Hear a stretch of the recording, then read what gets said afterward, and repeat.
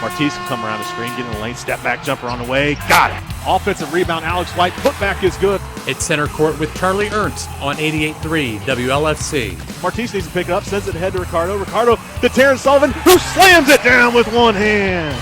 Join Coach Ernst and the Oilers on Air team as they take a look back at the week that was, discuss what's happening around the conference, and preview the week ahead.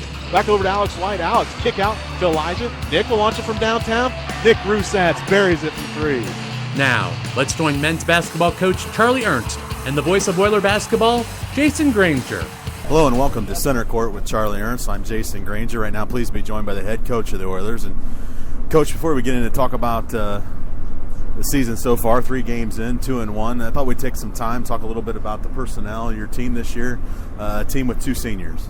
Yeah, we've got only have 2 seniors, but we have a lot of guys with experience coming back on this team. And, we got our 2 seniors. I think we have 5 juniors, and that's really the backbone of our team is those upperclassmen because they've all been involved in a lot of games. And as you know, you can't replace experience, and something we've maybe not had over the last couple years, but it's not an excuse this year. It's something we're excited to see how much that experience that we've developed over the last couple years pays off this year. So the 7 upperclassmen there with the 2 seniors and 5 juniors, but they are in different roles. Losing John, an emotional leader of this team, meant so much. And then, of course, Dylan Kaufman. So although you have a lot of experience, always these early games, guys going into new roles, it takes time. It does, and those guys like John and Dylan, they really set the tone, for the type of practices you have, how you respond to losses, what the locker room looks like at halftime after a tough first half. Those are the things and the places I think that we miss those guys the most. But we have other guys stepping into those roles. I'm proud of, our players for understanding that's where the losses would be, and there's willing guys ready to step up and fill their shoes. And sometimes that takes time. It's not an overnight thing, but certainly we've had some leaders emerge in the last 6 months. And it is nice to have those 7 seniors, but you have some sophomores as well, Singleton and Alex White. Those guys are going to be dependent on this season. They are, and you got to keep. I think that's been one of the things with our program that's lended to the consistency is that while we try to rely on our upperclassmen to lead the way, we've always got young talent that's kind of coming up. And I think, those are 2 great examples right there in our sophomores and Alex White and Katwan Singleton. Alex's role was a little bigger than Katwan's was a year ago, but they're both going to play big roles on this team. You get the season started off at Dayton. You could travel down there. It's always good when we can play a Division I opponent. And really did had a nice showing. I had a 7-point lead at the half, battled with Dayton, and it went right down to the wire. Yeah, I think, those games not only teach you a lot about yourself and sometimes expose weaknesses, and obviously the players look forward to them. But I think the biggest thing they do is when you play well, that's the kind of confidence that can fuel the entire first third of your season. So now, the negative is sometimes just the opposite happens. You go play 1 or 2 of those games and you get pounded, and the players start to question themselves, start to question each other, start to question the game plan. And to be totally fair, coaches do the same. So, I think those games can have a negative effect, but as you mentioned, we played Dayton extremely tough, and I think we came out of that with really nothing but positives. And I think it gave some tremendous confidence to Austin Gardner. Had a great game against UD, and through these first 3 games of the regular season, he's been outstanding. He has, and his game just keeps getting better and better, and I think the biggest thing is he's returned to form physically. While I think he was pretty close to being there by the end of the year, it took the better part of 3 months of the season last year to get his body to that point. He's now a player that the physical side of things hasn't even been brought up because he's been, knock on wood, he's been healthy. And I think with him healthy and the focus being on the court and his job, I think his true talent, and what he brings to the team is really starting to develop and show on a game-to-game basis. I couldn't be more happy and proud of where he's at now compared to where he was at a year ago. The season got started on a Sunday afternoon, November 13th. Illinois Springfield came to town, and it was really nice to have a home opener that first game. I think you look back the last couple of seasons, we've been on the road, out in Las Vegas last year. It was nice to get our home crowd involved early. It was. I love to play in Croy, and it's I think here's a great reminder of how great home games are in Croy. We've got a new graduate assistant this year. His name's Sam Hotop. Sam comes from northern Kentucky, in the Cincinnati area, is his hometown. And he told me after the game, he goes, Coach, you told me when, you guys were interviewing for this position that, Croy's a special place on home games. He goes, I got to admit, my hair was standing up on my arms during the starting lineups. So, you know what? Our fans came out on a really nice day. They could have been outside raking leaves, but instead they were hungry for basketball season, and that doesn't happen everywhere you go. I'm proud and happy that it happens in Findlay. You got off to a really good start in that game. 45-28 was the halftime score, and it was really what you needed against a team like Illinois Springfield from the standpoint they had lost so much off of last year's team. It took away their confidence early. It did. Some of these teams that you play early, sometimes you catch them at a good time, and they're probably an example of that.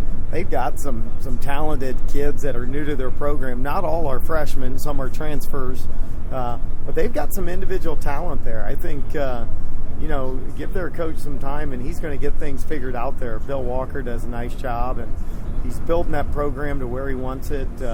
He told me before the game they won 11 games last year, and that's the most they've won in the last 10 years. And he likes some of the talent they have on this team, but as you mentioned, they're young. We caught them at a good time. We jumped on them early, and I think that's always key when you play these young teams. Terrence Sullivan had a really good game for you, a first time out there, 16 points, 8 rebounds, and I think we're starting to see Terrence's game change a little bit. First couple of years, maybe a guy just floated around the three-point line. He certainly can hit threes, but starting to get inside more and then assert himself on the defensive rebound. Yeah, getting to the basket, getting to the free throw line, being a presence on the defensive end. There's so many things that a player can do, but you can't address them all when they're a freshman. You got a laundry list of things you want them to improve on when they're freshmen, and I think the thing with him and the thing with all young players is sometimes, as much as you hate to do it as a coach, you have to be patient, and kind of give them things, with a baby spoon, a little bit at a time, and then here we are, junior year for Terran. It's amazing how far he's come with his game on both ends of the floor. I thought Ricardo Smith really had a nice first half in that ball game, and really was good throughout, especially defensively. But I think he hit his first 5 shots. And Ricardo, after the Dayton game, after Illinois Spring, he seems like he's playing with some confidence. He is, and he's a key guy on our team because he's one of our best on-ball defenders, and certainly the best on-ball defender with bigger guards and guys that could post up or hurt you on the boards. He's a very good defensive rebounder as well. And so, the thing with Rick is he's played an entire season at the point when he was a sophomore, and now he's playing predominantly the 3-guard position for us. So I guess what I'm saying is he brings great versatility to our team, and that's going to be important as the season unfolds, because you never know about injuries, sickness, foul trouble, whatever. His versatility, I can almost guarantee, is going to pay dividends this season. I thought the defensive effort for our first game was pretty good when you hold a team to 57 points, and defense seems to always be a work in progress. As the season goes on, you keep getting better and better, but it's a good starting point. It is, and I think Illinois Springfield's a team, because of their youth, they're trying to keep it simple. So that's another reason why you want to jump on these young teams early, is the execution of what they want to do and the evolving of what they will become. It takes time, and I think we were able to identify the key matchups. They have one kid, the JUCO kid, I think it's the Eddie Longmire kid. Man, he's a load to keep out of the paint.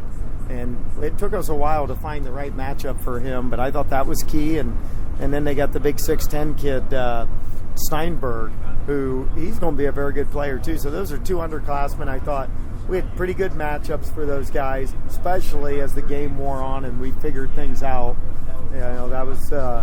That's where it always starts in our program, is on the defensive end. Well, it was nice to start off with a home win, 81-57. The Oilers get the win over the Prairie Stars, and that kind of springboarded onto the big matchup at Fairmont State, and a lot of talk going into this game. Fairmont in different polls ranked up in the top 25, but you had to go on the road, and I think we found out they're a pretty good team.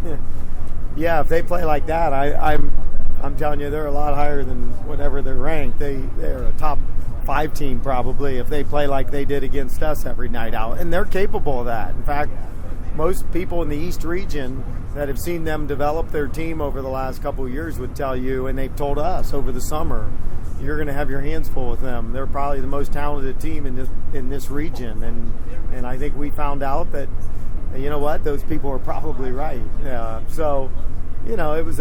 We learned a lot. You always do. Win or lose, you always learn a lot about your team.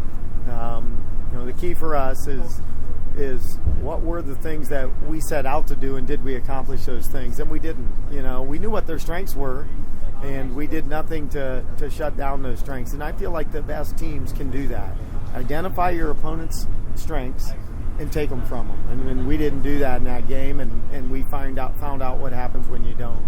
Well, their intensity was impressive. I think even more than that was their attention to detail. It's something certainly we pride ourselves on, but they knew matchups, they knew our players' strengths, and they took advantage. They did. They bottom line is they took advantage of the home court. They had great energy. They were a very motivated team. This was a team that you could tell from the get-go. They felt like they had a lot to prove, and they're a very good team, but their press hurt us.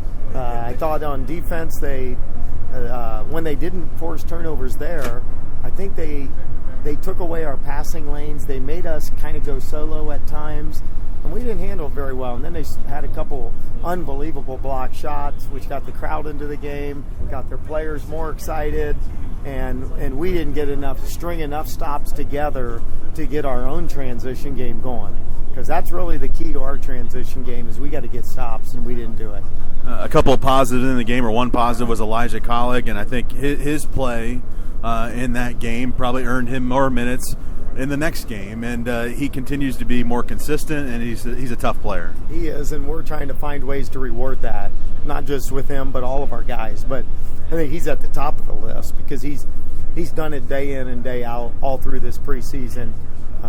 When we can put him and Martise out there together and coexist, that's a tough combination to defend, and it opens things up for other guys. So, I think the key, though, when we play those guys together is we got to get rebounding and we have to get defense. And if we can get those two things accomplished, you're going to see more of that. Our fans are going to see more of those two guys on the floor together.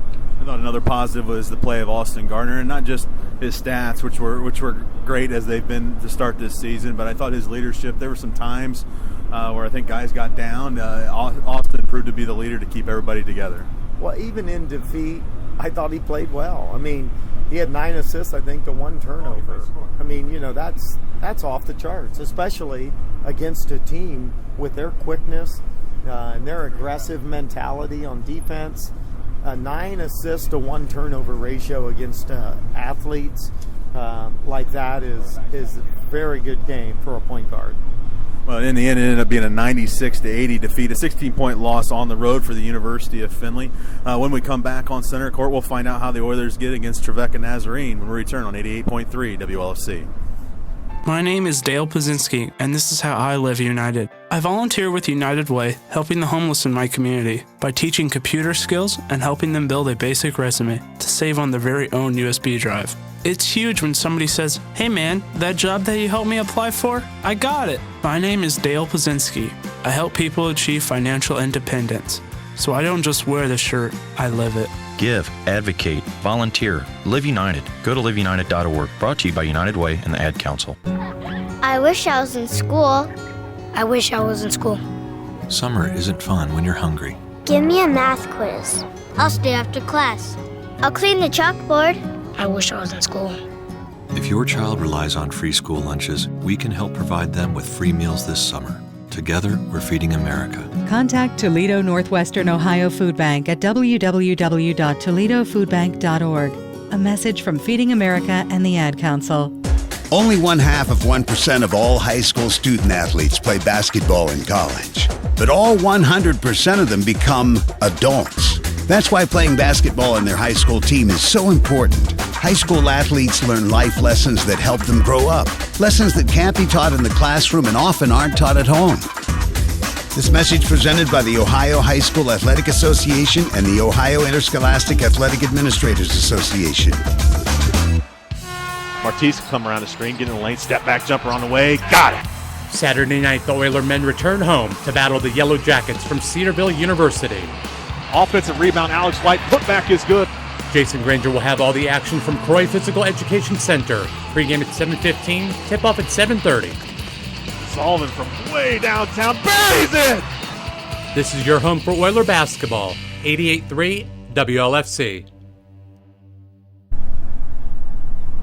Welcome back to Center Court with Charlie Ernst. And Coach, you go to Trevecca Nazarene, and before we get into that ball game, I think that kind of the point that goes unnoticed is you have a 6.5-hour bus ride to Fairmont State. You go back that day, turn around, have a day off, I think it was, then a practice, come down here to Nashville. It's an 8-hour ride, and got to play another basketball game. That's not so easy.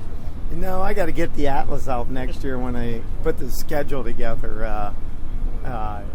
Sometimes, it's interesting. I get a lot of questions about our schedule, and this is as good a time as any to talk about it. But, sometimes you have teams you'd like to play, and you have dates you would like to play. But like I always remind people, that both parties have to agree to those things, So, it's not always as easy as you think. And when we scheduled these two games this week, I thought, play one of them on Tuesday, one of them on Saturday. There's a good separation there, and that's true. But what you don't take into account is how long of a bus trip these things are. And it's one thing to go up to Lake Superior State once, but this is the equivalent of going to Lake Superior State back-to-back, 3 days apart, And so it wasn't ideal scheduling. But that's how college basketball goes. It's not always ideal, and sometimes that adversity brings out the best in a team. And also add to that a time change and a different start time, starting at a 5 o'clock hour, which we're not accustomed to, but the guys end up doing well. An 85-63 win over Trevecca Nazarene, and they're a good team on their home court. I thought we came out with the energy that you need to get a win. Yeah, I think, you mentioned the 5 o'clock start.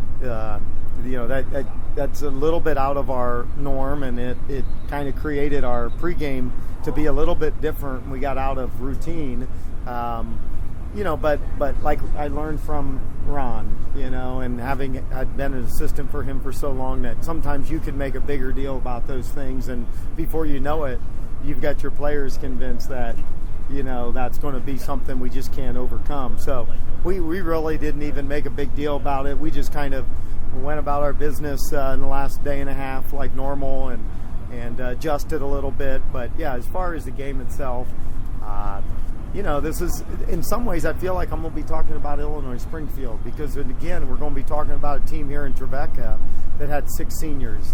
This is a team a year ago that got beat in the championship game of the GMAC tournament to Kentucky Wesleyan and really had won 11, I think, of their last 14 games a year ago. So they brought a lot of momentum into this season. Now, they did graduate a lot of guys, but their program was a little bit on the upswing. And they split in the crossover, split with 2 GLVC teams last weekend, lost on the road to a good Christian Brothers team on Wednesday night, I believe it was, a normal NCAA regional team in the South region. So we knew this was their home opener today. We knew we were going to have our hands full, but this is a young team, and again, I think we caught them at a good time. Yeah, certainly did, and I think Austin Gardner, we've been talking about him so much, but he set the tone early, and you look at his numbers, Coach, 7 points, 8 assists, he had 2 steals, he had 4 rebounds, too. He just played 27 minutes, and the only turnover he had was a charge. I mean, yeah, that's about as good as it gets. It was a charge, and it was one of those charges for our fans where he took the shot and it went in, and when he came down, he landed on on someone, and it's that's probably a play that was it a charge? Maybe it was, but it probably only gets called about 40% of the time, and that was his one turnover. But he had to guard one of their three key guys. I thought they had three guys we had to have containment on, and their point guard being one of them, and his name is Donovan Donaldson. Very quick, explosive type player.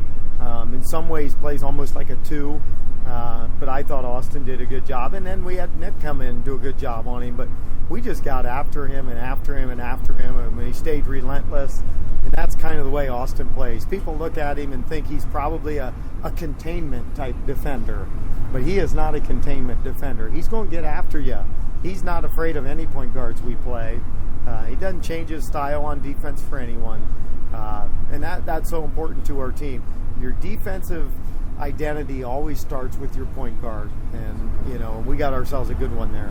Well, you made it. I've heard you make this point several times that your offense will come once your defense is there, and you made that point to your team before the game. And I thought Martise led by example. Fans will look and say, "Well, he had 24 points. He must have been killing it." But his defense was outstanding tonight. It was, and I can usually tell with his body language. He's got a lot of grit, and he doesn't like to lose, and neither does anyone else on this team. But I think when he's really zoned in on the defensive end, I told all of our guys this morning, and I think you were in that meeting. I said, here's the thing. It's funny how the game works, but when you really get after people on defense, shots start to go in. That's just how the game works. And I think, some players worry about when they're missing shots, not getting enough shots, whatever.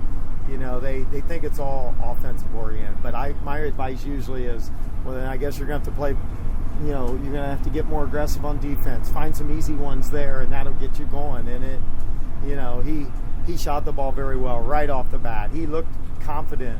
Took his first shot at the game, made a three, and I thought he got rolling from there. Talking with Charlie Ernst on center court and reviewing this Trevecca Nazarene basketball game, and another outstanding performance was Taryn Sullivan, and I thought Taryn really gave you a lift in the first half. And it's interesting, some of these non-conference games, teams maybe aren't in tune to the matchups. They left him alone on the outside and made him pay. Yeah, I know Taryn was coming off of a game at Fairmont State where, he didn't have his one of his better games, but he's had a great couple months here and leading into this season, and really it carried us in a couple games. So, that happens. They came at him. They had bodies. They had people that could do it. But I thought he responded the way you want your guys to respond. I challenged him in practice, and I thought he came out and really went after some rebounds, defended at a very high level. He defended one of their best players today, number 54, Percy. What's his name? Percy Blade. He's their only senior returning player that played a lot on their team last year. And he sat out their first two games, was back against Christian Brothers, played the entire game. I think he had 20 points in that game.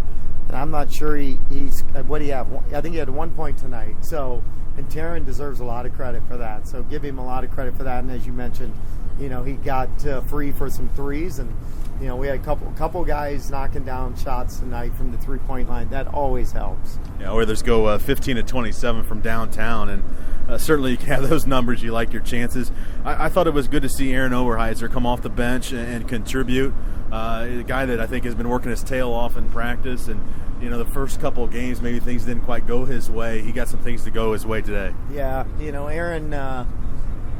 No one's going to outwork Aaron, I can tell you that. And of course, he's got a great zest for life. He's a joy to be around, and but he's one of these guys. He deserves good things to happen to him on the floor. We have to remind ourselves he's still a freshman. This is his first year of playing, and I think he's still a little antsy out there. Sometimes that gets him in trouble, but I thought he really settled down in the second half of today's game and gave us really good quality minutes. Tyler Stern got a little dinged up there, and so we gave all those minutes to Aaron in the second half, and I thought he responded. Now, normally he's a good free throw shooter, but he struggled today. But he'll figure that out. In fact, it wouldn't surprise me if he'll be in the gym before most people get to church tomorrow. Points off of turnovers, a critical number for how he played defense. You get 27 points off of turnovers, and I thought This was in the early season. This is the first game where our press especially, really got them going a little quicker than they wanted to, and it paid off. Yeah, and I think the other thing the press did is they're not an overly deep team. Now they'll play people, but they lose a lot when they have to play too many people. And our press just kind of wore on them. And then we were able to take advantage of them on offense because those guys couldn't defend with near the energy they defended with early. And then once he took them out, they weren't near as difficult to guard when they had their bench players out there. So I thought that's where the press didn't necessarily give us a bunch of turnovers, but it just wore on them. It wore on their coaching staff, and I think ultimately it wore on their players. And that's there's a lot of things you look to gain when you press, and I thought that's what we gained the most today. Now, anytime you win on the road, it's a big win. Oilers get an 85-63 victory over Trevecca Nazarene. The Trojans at their house, and Oilers moved to 2-1, and now a little bit of time off. A game on Saturday at 7:30 back in Croy, which is always nice, but bringing in a definitely a tough opponent in Cedarville. They're always, and that's always been a great rivalry. It goes way back. In fact, I'm pretty sure, I need to look this up, but a year ago we kind of did a trivia game with our players, and one of the questions was, which opponent has Findlay basketball played the most in the 110 years of Findlay basketball? And Cedarville was number 3. So this is a rivalry that goes way back, many years, and been a lot of great games. And we've kept them on our non-league schedule really for the last almost the entire time. I mean, since they've been Division II, there have been very few seasons where we haven't played them. So now we're headed to the same conference next year, and we'll be playing them twice a year beginning next year. So, this is just like the game we're coming off of right now. This is a preview of things to come. But they've got a good young nucleus of players, so, we're going to have to be ready to play. Cedarville finished third in the GMAC this year, which means that they're going to rack up a number of wins, so it's going to be important regional-wise. But this is a team that was young last year, returns just about everyone, and then they've added a couple transfers that are difference makers. Yeah, they've done a nice job.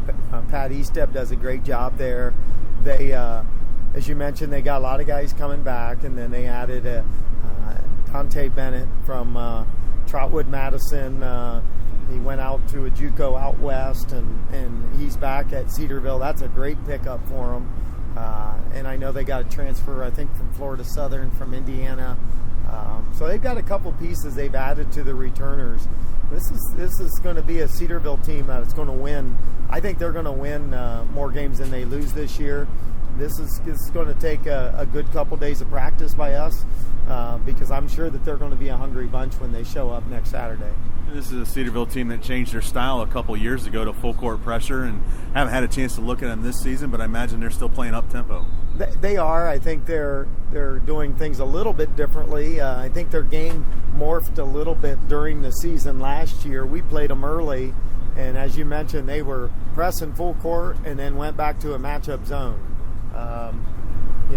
It sounds as though we're probably going to see the full court press, but maybe a little bit more man-to-man. But who knows? We'll have to have our guys prepared for about anything because early in the year you just don't know what you're going to see from different opponents. But we've got time to kind of prepare our players and make sure that we're ready for whatever they do. I think the scary thing about this Cedarville team is that there's some guys on this team that have taken their lumps over the last couple of years. They played as true freshmen. Then they grew into sophomore. Now they're juniors and seniors. This is a group that's been through a lot, and they got goals this year. They do, and they took their team to, I think it was either Spain or Italy in the fall, or I'm sorry, late summer, like late August, before school started, and really had a good trip, had a successful trip, and I think that kind of gives them an idea of where they think this group can go. I know that talking to Pat Eastep, their head coach, a year ago after we beat them there, he was excited about this group. He thought that the success that he had kind of seen or at least felt that they would have, he was seeing more and more of it in practice and felt like they could get there. And they had some good wins last year as the season wore on, and in fact they beat a couple of teams in our league on the road as the season wore on. So they had some very good wins. So I think now they're coming into this year. They had a good start to their season. I know they lost a toughie to Walsh, close game that went right down to the buzzer. So they're definitely a much improved team. Like I said, I think they're going to end up with a good season this year. So this is another big in-region game for us. Well, like I said, a few days to rest for the Oilers, get back in the gym, and it should be a fun one in Croy. Hey, they're all fun in Croy. I can't be happier that we're going to be back home and have a short trip from my house to the gym. That's a lot better than these long bus trips.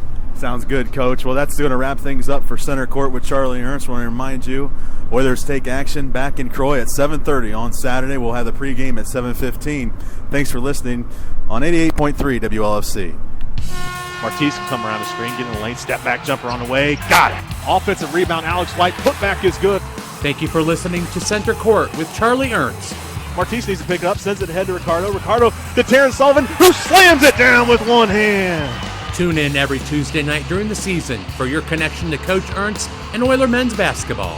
Back over to Alex White. Alex, kick out to Elijah. Nick will launch it from downtown. Nick Rusatz buries it from three. This is your home for Oiler men's basketball.